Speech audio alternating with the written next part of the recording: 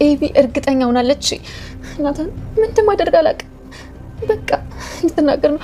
ናታን በእኔ ምክንያት አባዬ በስተመጨረሻ ችግር ውስጥ ሊገባ ነው። ያኔ ነበር እኮ ከዚህ ቤት መውጣት የነበረብኝ። ናታን ይህ ቤተሰብ ከሚበተን እኔ ወደ አሳደገኝ መንደር መለስ ይሻለኝ ነበር እኮ። ምን አለበት? ለምንድን ነው የማትነግሪኝ? ምን ሆና ነው? ምን አውቃለሁ ደረግ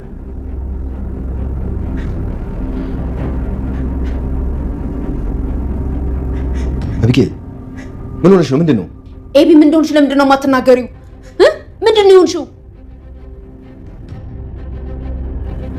ምንድን ነው አባትሽ ላይ እንደዚህ የምታፈጪው? ምን ነው ማለት ማርቲ እኔ ግድ የለም አንቺ እንጂ እኔ አናገራታለሁ። ለእኔ ትነግረኛለች። ሁለታችሁም በቃ ብቻዬን ነው መሆን የምፈልገው። እንደዛ ይሻላል። በቃ እሺ ማርቲ ነይ እንሂድላት።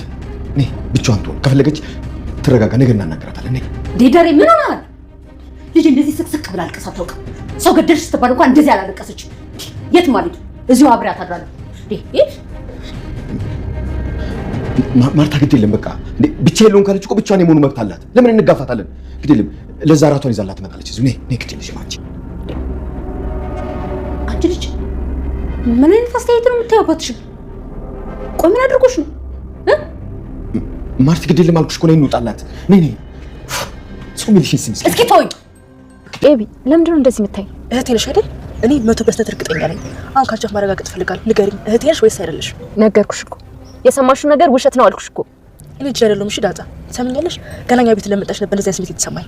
ደግሞ በጣም እርግጠኛ ነኝ የአባዬ ጓደኛ ልጅ አይደለሽም። እሺ በቃ አባዬ ይመጣል፣ ቤት እናወራለን። ይኸውልሽ ዳጣ በጣም ብዙ ነገር ነው ያደረኩት እና ደግሞ እውነታውን ከአባዬ ቀጥለሽ አንቺ ብቻ ነሽ የምታውቂው። ስለዚህ ንገሪኝ፣ እህቴ ነሽ ወይስ አይደለሽም? እሺ በቃ ዳጣ ተይው። አሁን በቃ ሂጂ፣ አባዬ እየመጣ ነው። በሬድ ሂጂና ጓደኞቿን አግኝታ ሄዳለች ብዬ እነግረዋለሁ። ለምን? አባዬን ለብቻው ስለሚፈልገው። ልታስጨንቂው ነው አይደል? የኔ አባት እኮ ነው። አንቺም ደግሞ እህትሽ አይደለሁም አልሽ። ስለዚህ አባትሽ አይደለም። በቃ አባዬን ለብቻው ማናገር ስለምፈልግ ነው። በቃ በእናትሽ ዳጣ ተባበሪ። በሬድ ሂጂ፣ ስደርሽ ቴክስት አድርጊልኝ፣ እኔ እከፍላለሁ። አባዬ ከመጣ ደግሞ ስለማይልክሽ አባዬ ሳይመጣ አሁን ቶሎ ሂጂ።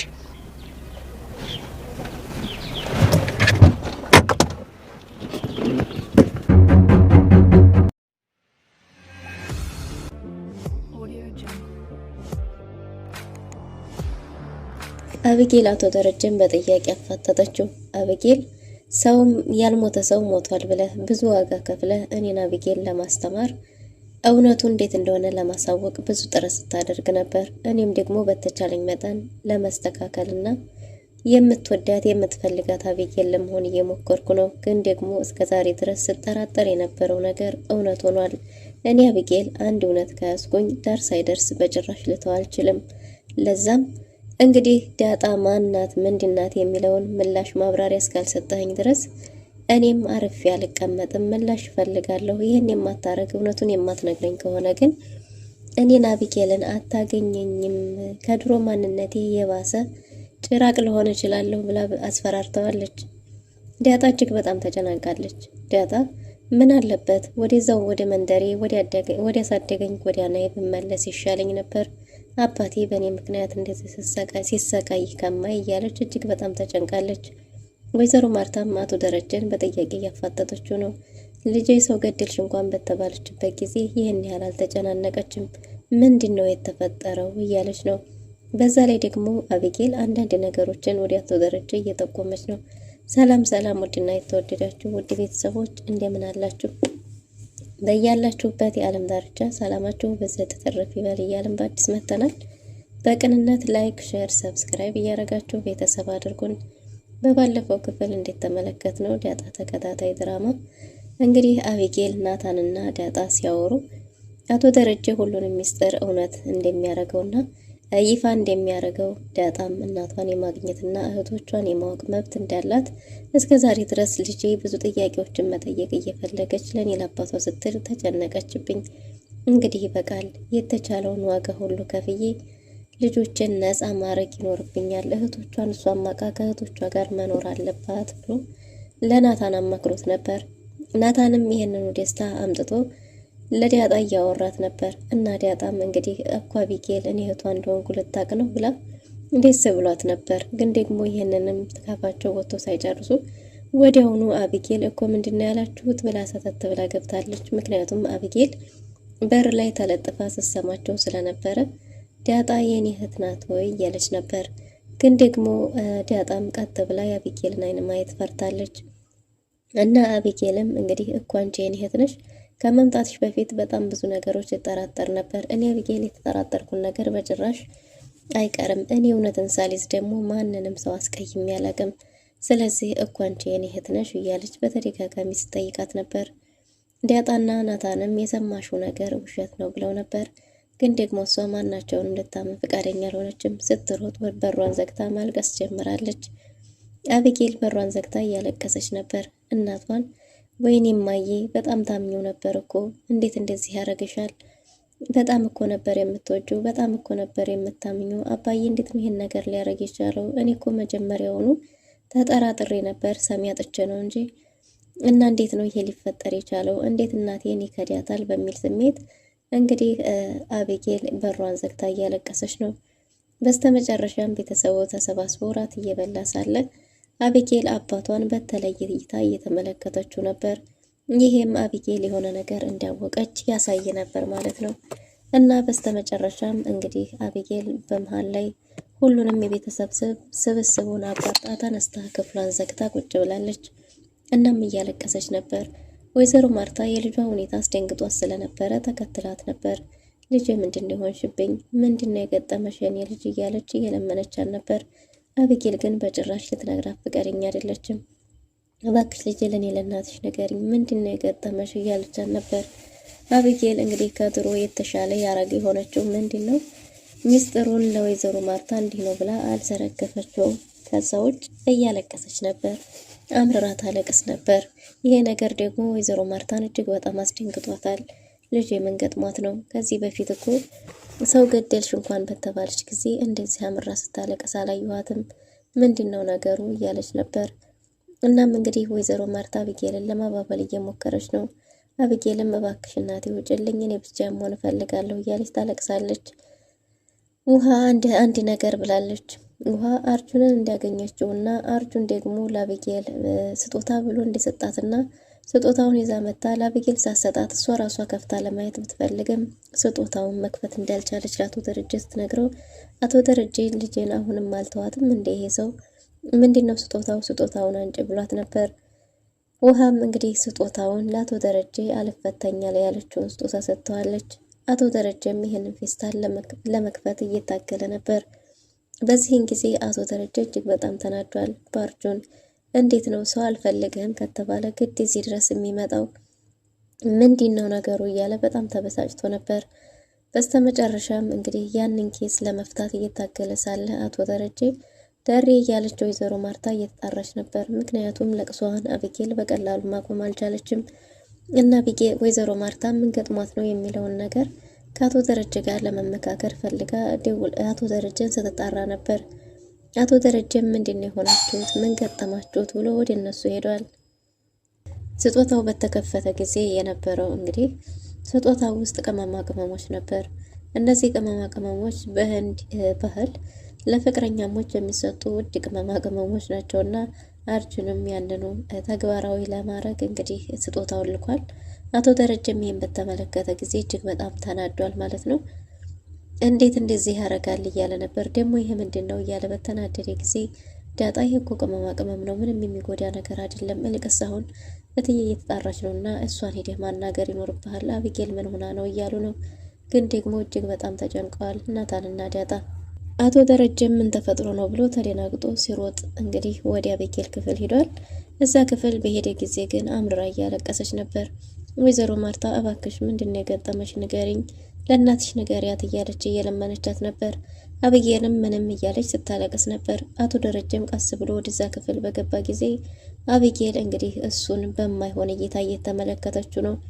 አቢጌል አባቷን በጥላቻ ዓይን እየተመለከተችው ነበር። ወይዘሮ ማርታም ምን እንደሆነች አላቅም፣ ግን ደግሞ ልትነግረኝ ፈቃደኛ አልሆነችም እያለችው ነበር። አቶ ደረጀም እንዴ አቢጌል ምንድነው የሆንሽው? ምን ገጠመሽ ብሏት ነበር። እሷም በጥላቻ እይታ ከመመልከት ውጪ ይህ ነው ብላ የተናገረችው ነገር አልነበረም። ናታንና ዳጣም እጅግ በጣም ተጨናንቀዋል። ዳጣ ለናታን እንግዲህ በጣም እንደተጨነቀች እየነገረችው ነበር። ናታንም ይህን ጊዜ ተናግራ ይሆን እንዴ? ልትናገር ይሆን? እኔ እኮ እሷ ትናገር ይሆናል፣ ሌላ ምርጫ የለንም ከእውነቱን ከመካድ ውጭ ብሏት ነበር።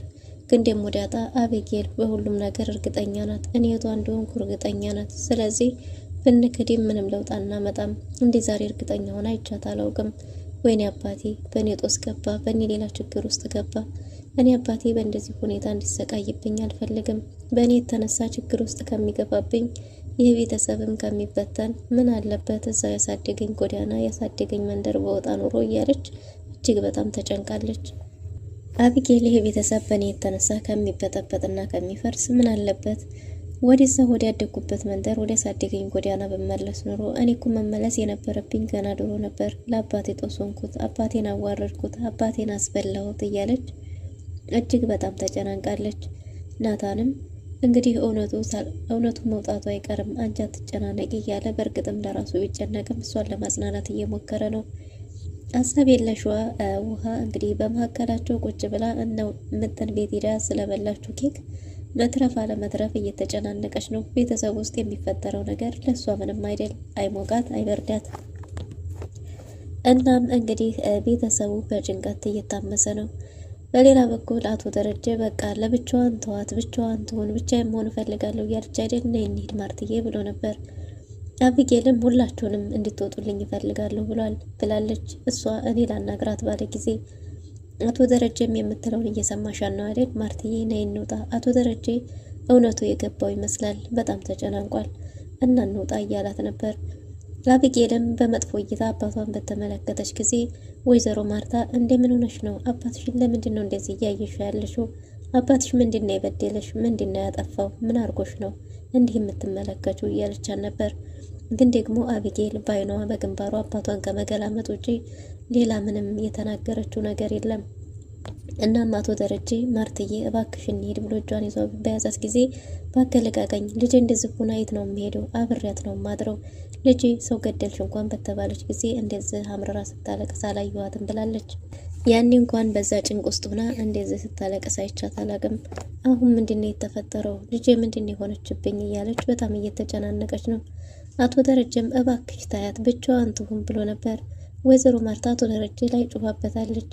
አቶ ደረጀም እሺ በቃ እንሂድ ብሎ በእንደዚሁም መሀል እየገላመጠችውም ቢሆን ወይዘሮ ማርታን ይዞ ወጥቷል። ግን ደግሞ ለአቶ ደረጀ ያላት እይታ ደግሞ ወይዘሮ ማርታን የበለጠ እንድትጠራጠር አድርጓታል። አባትሽ ምንድነው የበደለሽ? ምንድነው ያደረገሽ? እያለች እየጠየቀቻት ነበር። ግን አሁን ውጡልኝ፣ ብቻዬን መሆን እፈልጋለሁ ከማለት የዘለለ ሌላ ምንም ምላሽ አልሰጠችም። ለዛና ገዛኸኝ ፍቅር ቢጤ ጀምረዋል።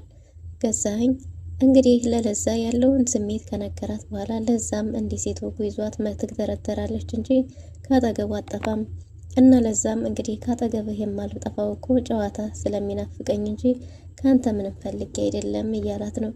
እሱም እንደምትወጂኝ ያውቃለሁ፣ ግን ደግሞ ለምንድን ነው እንዲህ የምትግደረደሪው? እኔ ገዛኸኝ እያለ እየፎከረ ነው። በሀገሬ ላይ ስንቶች እንደማይጨርሱብኝ የአንቺ መጫወቻ ያደርገኝ እያለ ነው። ገዛኸኝ እንግዲህ ለለዛ ልቡ የከጀላት ይመስላል። ለዛም ብትሆን ስራዋን ስጨርስ ሮጣ የምትሄደው እዛው ገዛኸኝ ዘንድ ነው። ዳጣ እጅግ በጣም ተጨናንቃ ገዛኸኝ አጠገብ ሄዳ ቁጭ ብላለች። ምክንያቱም ገዛኸኝ ነገሮችን በቀልድ እያዋዛ ጭንቀትን ብስሮትን ስለሚያስረሳ እና ገዛኸኝ ምን ሆነሽ ነው እንዲህ የተጨናነቅሽው? እንዲህ ሆንሽው? እንዲህ የከፋሽ ምን ሆነሽ ነው ብሏት ነበር። እሷም ገዛኸኝ አንተ ግን ታድለህ፣ ሁሌም ደስተኛ ነህ፣ ሁሌም ስትስቅ እንጂ ስትከፋ አላይህም ብለው ነበር። እሱም ጥርስ ባዲያ ሆኖ እየሸፈነው እንጂ ማንም ሰው የማይከፋውና ብዙ ችግር፣ ጭንቀት፣ ሀሳብ የሌለበት እንደሌለና ምናልባትም እሱ ሀሳቡን ስላውጥቶ ስለማይናገረው ችግሩን ስለማያሳይ እንጂ ከዛ ውጭ የእሱ ችግር ከምንም የበለጠ ሊሆን እንደሚችል እያስረዳት ነበር። እስቲ ተመልከችኝ፣ አንቺ በምትወጃቸው ቤተሰቦች ተከበሽ ነው ያለሽው። እኔ እኮ እዚህ በሞት እንኳን የሚቀብር ማንነቴን የሚያውቅ አንድ ዘመድ የለኝም። እዚህ እውላለሁ፣ አድራለሁ፣ እበላለሁ፣ እጠጣለሁ፣ እተኛለሁ፣ እነሳለሁ። ከዚህ የዘለለ ሌላ ምን አረጋለሁ? እናን እንደዚህ መሆን የለብሽም ብሏት ነበር። ታድለህ እያለችው ነበር። እሱም በጥርሱ እየሸፈነውና ወንድ ልጅ ለቅሶውና ብሶቱን ስለማያሳይ እንጂ ሁሉም ሰው ላይ በጣም ብዙ ችግር እንዳለ ነግሯት ግን ደግሞ እሷን ብትሆን መበርታት እንዳለባት ምንም ቢሆን እጅ መስጠትና ማልቀስ እንደሌለባት ነግሯታል። ችግሯ ምን ይሁን ምን ባይገባውም ማለት ነው። ግን ዳጣ አሁን ላይ የሚያዳምጠኝ የምትለው ሰው ሚስጥሯን አውጥታ ባትናገረውም ግን ደግሞ ሀሳቧን ጭንቀቷን ቀለል ስለሚያደርግላት ወደ እሷ አጠገብ እየሄደች መቀመጥን አብዝታለች። በሌላ በኩል አቢጌል ነጋ አልነጋ ብላ አቶ ደረጀ ክፍል ገብታለች። ምንድን ነው የሆንሽው? ምን ሆነሽ ነው? አሁንም ቢሆን እኮ አልተረጋጋሽም። ምንድን ነው የተፈጠረው ብሎ ሊጠይቃት ሞክሮ ነበር። እሷም ምንም የተፈጠረ ነገር እንደሌለና ግን ደግሞ የተጠራጠረችው ነገር እውነት ከሆነ ብላ አባቷ ላይ ዝታበት መኪና ውስጥ እንዲገናኙ ጠይቃው ተነስታ ሄዳለች። አቶ ደረጀም በምን ምክንያት ነው ክላስም እየገባሽ አልሆነው ምን ገጥሞሽ ነው ብሏት ነበር። አሁን ምንም ማለት እንደማትፈልግና ዳጣንና እሱን መኪና ውስጥ ልታገኛቸው እንደምትፈልግ ተናግራ ወጣ ሄዳለች። አቶ ደረጀ ዳጣንና አቢጌልን መኪና ውስጥ ጠብቁ ብሏቸው ነበር። ግን ደግሞ አቢጌል ዳጣን መስቀለኛ ጥያቄ እየጠየቀቻት ነው። አንቺ ማነሽ? ምንድነሽ? አንቺ የአባቴ ጓደኛው ልጅ እንዳልሆንሽ አውቃለሁ። ገና ወደኛ ቤት ስትመጪ ገና የተጠራጠርኩት ያንኑ ነበር። እኔ አቢጌል ደግሞ የጠረጠርኩት በተአምር አይቀርም።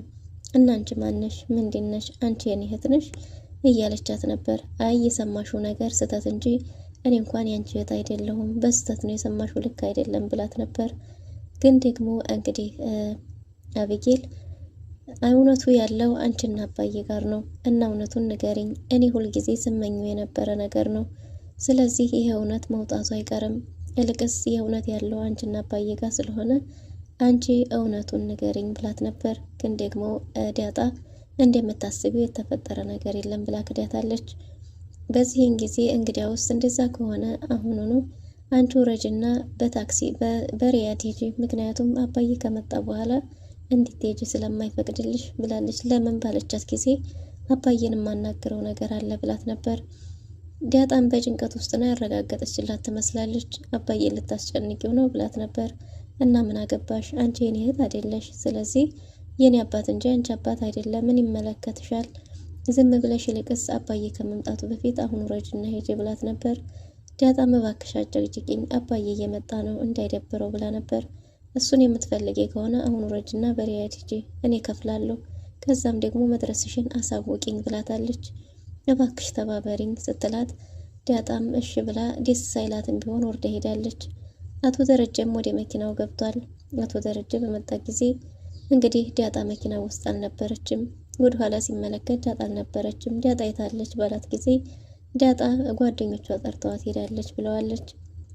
አይ በጭራሽ ለኔ ሳትነግረኝ እሷ ይሄን ልታረግ አትችልም፣ አንቺ ነሽ እንድትሄድ ያረግሻ ብሏት ነበር። እሷም ከኋላ ወርዳ ጋቤና ከአባቱ ጎን ቁጭ ካለች በኋላ አባዬ እስከዛሬ ድረስ ስጠራጠረው የነበረው እውነት እየሆነ እያየሁት ነው። በዛ ላይ ደግሞ አንተ እኔን ለማስተካከል በጣም ብዙ ዋጋ ከፍለሃል አውቃለሁ። ያልሞተውም ሞተ። በጣም ብዙ ነገር አድርገህ እኔን እንዲስተካከል ብዙ ዋጋ ከፍለሃል። እኔም ደግሞ ለማስተካከል የተቻለኝ ሁሉ እያደረግኩ ነው። ግን ደግሞ አሁን የምጠራጠረው ነገር እውነት ሲሆን እያየሁ ስለሆነ ይህን እውነት እስካልነገርከኝ ድረስ እኔን አቢጌል ከድሮዋ የከፋች ሌላ አቢጌል ነው እንጂ ሊሆን የምችለው በጭራሽ የማታውቃት አቢጌል ሆናለሁ፣ አልስተካከልም ብላ በግልጽ ተናግራለች። አቶ ደረጀ ምን ለማለት ፈልገሽ ነው ብሏት ነበር። ዳጣ ማናት? ምንድናት? ወደዚህ ቤት ስለመጣች እዚህ ቤት እስከመጣች ይሄን ያህል ጊዜ እንዴት ቆየች? እሷ የጓደኛ ልጅ እንዳልሆነች አውቃለሁ። ዳጣ እህቴ ናት የሚል ጥያቄ ጠይቀው ነበር። አባዬ ምንም እንዲያቷሸኝ ብላ ስታስጨንቀው አቶ ደረጀም እንግዲህ መኪናውን በፍጥነት እያበረረው ነው። አቢጌልም እንዴ አባዬ እያለች ነው። አቶ ደረጀ ይሄን መኪና ይዞ በሰላም ወደ ቤት ደርሶ ሲሆን ወይስ ምን ሊፈጠር ይችላል የሚለውን በቀጣይ ክፍል የምንመለከት ይሆናል። ለዛሬ ነበረን ቆይታ የሚመስል ነበር። መልካም ጊዜ